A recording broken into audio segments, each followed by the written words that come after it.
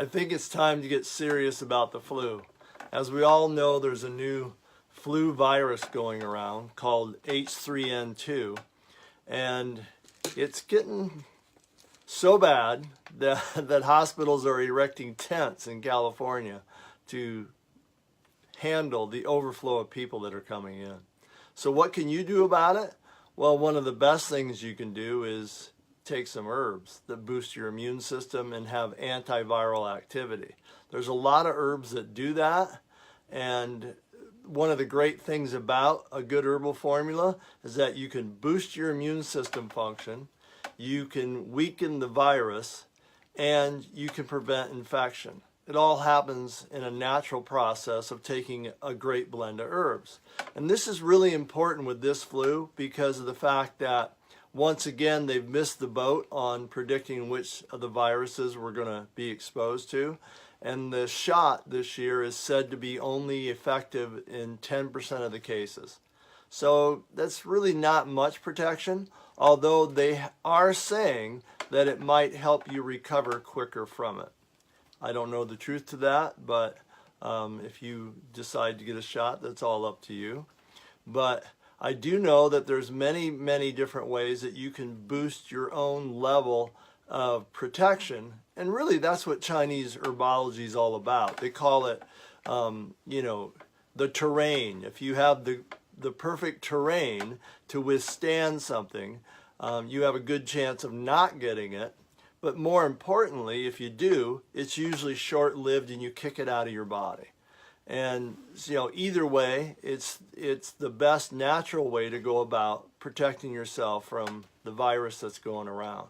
Now the virus this year is called H3N2, and what that actually means is the H stands for a glycoprotein called hemagglutinin.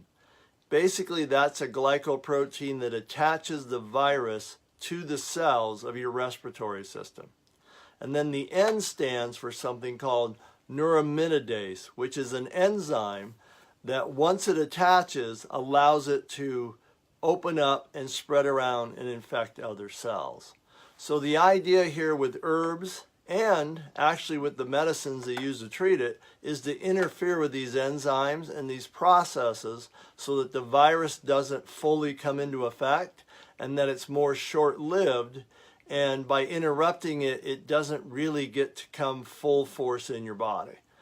And so this is how Tamiflu actually works. Tamiflu interferes with the enzyme neuraminidase, and so it shortens the effect of the flu once you have it.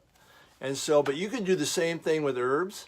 There's a great herb called skullcap or scoot in Chinese medicine that has an active ingredient called bicolin, which is really good at inhibiting this same enzyme so that the virus doesn't replicate, and it makes it more short-lived and just has a less of an effect or takes less of a toll on your body if you do happen to get it. I use that herb in my formula Mushroom Complex. I didn't want to just come out with a bunch of mushrooms that boost your immune function because that's not how health works, just boosting one function. So I have the herb scoot in here to add a potent antiviral effect to it. And so that's one example of the types of products that you could take to build up your own protective shield against the flu and to maybe help you kick it out once you get it.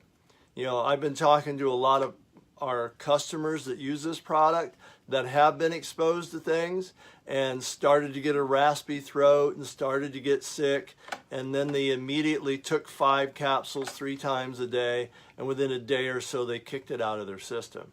Now, that might seem like a lot of herbs to take, but as an herbalist, it's really not that much. My whole family now is taking 8 capsules a day just because we don't want to get it.